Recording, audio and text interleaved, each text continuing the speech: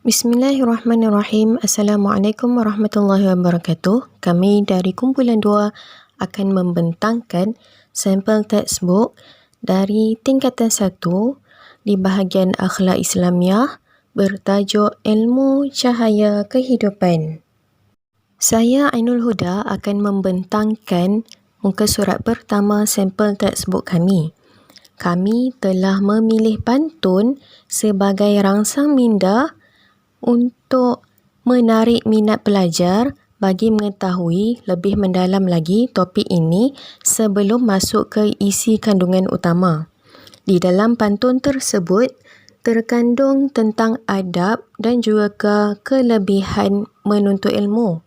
Antaranya, hormat guru, ilmu perlu diamalkan, kepentingan ilmu mengatasi harta dan juga rajin belajar akan berjaya.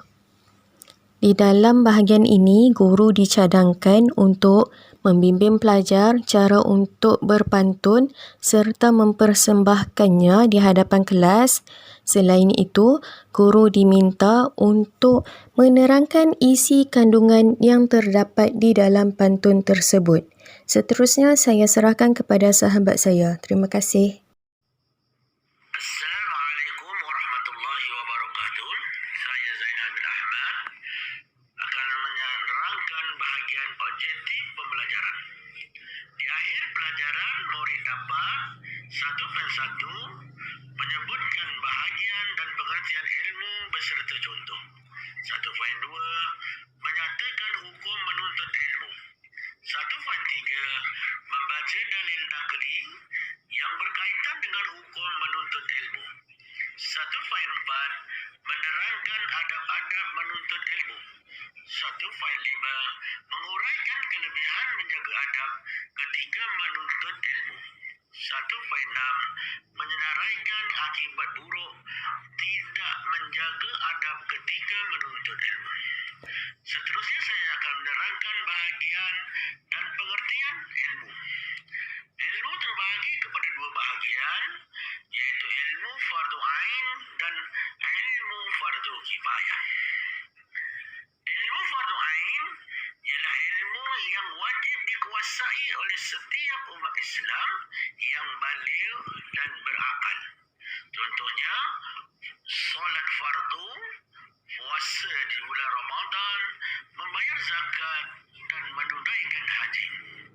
Manakala ilmu fardu kifayah ialah ilmu yang wajib dikuasai oleh sebahagian umat Islam.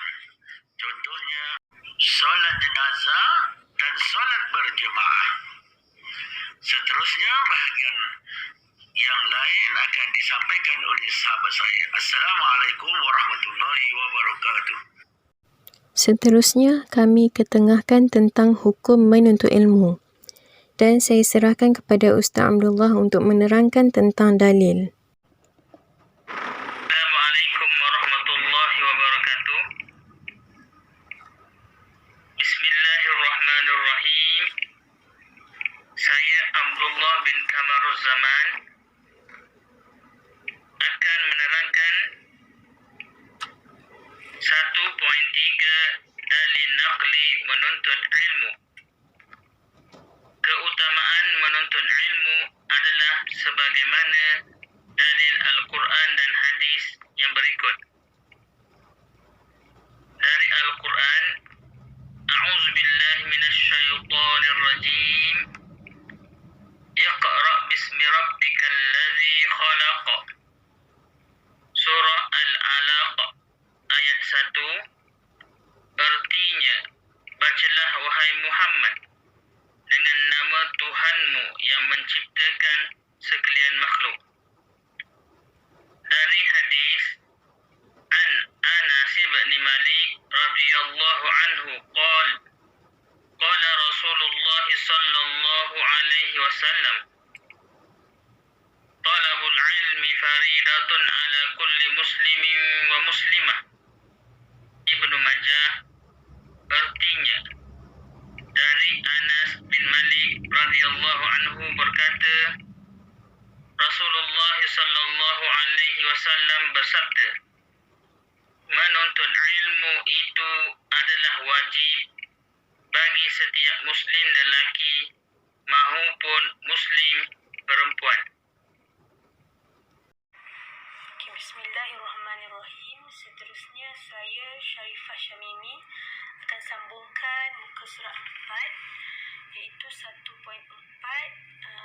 dalam adab-adab menuntut ilmu. Okey, baik.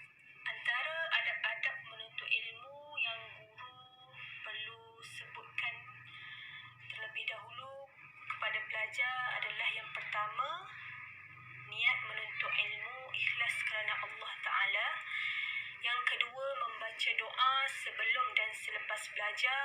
Dan yang ketiga, memberi sepenuh perhatian ketika guru mengajar. Dan yang keempat, bersungguh-sungguh ketika menuntut ilmu. Dan akhir sekali yang kelima, beramal dengan ilmu. Okey, baik. Di dalam bahagian ini, guru perlu membimbing pelajar memahami dan menghayati adab menuntut ilmu. Okey. Yang kedua, guru juga perlu menggalakkan pelajar mengamalkan adab menuntut ilmu tersebut. Dan yang ketiga, guru juga boleh kaitkan adab menuntut ilmu dengan kisah Luqman Al-Hakim. Okey, baik. Di sini kami sertakan juga QR code untuk akses terus kisah Luqman Al-Hakim untuk pelajar tonton. Okey, baik. Seterusnya saya serahkan kepada sahabat saya. Sekian, terima kasih. Assalamualaikum warahmatullahi taala wabarakatuh. Bagi teks muka surat 5 pula, objektif untuk muka surat ini adalah bagi objektif 1.5 dan 1.6 iaitu kelebihan menjaga adab menuntut ilmu dan akibat tidak menjaga adab menuntut ilmu. Ayat yang digunakan dalam teks ini terus kepada poin utama. Huraian secara terperinci akan diterangkan oleh guru ketika sesi PDP. Kami juga sertakan beberapa info tambahan untuk merangsang minda murid berfikir. Info yang kami sediakan dalam teks ini mungkin sesuatu yang baru bagi murid, mungkin ada murid yang baru tahu, bahkan mungkin ada dalam kalangan guru juga yang baru tahu berkaitan antara kacang walnut dengan otak kita. Kami juga ada menyertakan doa bagi mudah menyebut ilmu sebagai satu doa yang boleh murid amalkan dalam harian selain daripada doa yang biasa murid baca setiap hari sebelum belajar. Doa yang biasa murid baca setiap hari yang doa Bismillahirrahmanirrahim, Allahumma ftah alaina ila akhiri ayat. Itu kan ayat biasa, doa biasa yang murid belajar.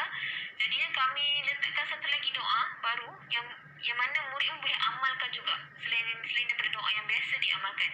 Okay, seterusnya kami juga ada menyertakan nota guru di bawah muka surat sebagai cadangan kepada guru dalam mencapai objektif pembelajaran untuk muka surat ini. Okey, untuk bahagian yang terakhir pada muka surat 6, saya Siti Hajar binti Karya akan meneruskan penerangan di bahagian ini iaitu menyentuh tentang aktiviti dan juga penilaian. Setelah semua proses pengajaran dan pembelajaran telah dilaksanakan, maka tiba bahagian aktiviti dilaksanakan kepada pelajar-pelajar. Di sini disenaraikan 4 aktiviti yang mana pertamanya pelajar diminta menyebutkan maksud ilmu fardu kifayah. Yang kedua, mengamalkan adab menuntut ilmu dalam kehidupan seharian. Yang ketiga, menjawab soalan melalui aplikasi Quizy dengan menggunakan QR code yang disediakan. Dan yang keempat, perbincangan dalam kumpulan untuk mengkategorikan kelebihan menjaga adab dan akibat buruk tidak menjaga adab ketika menuntut ilmu.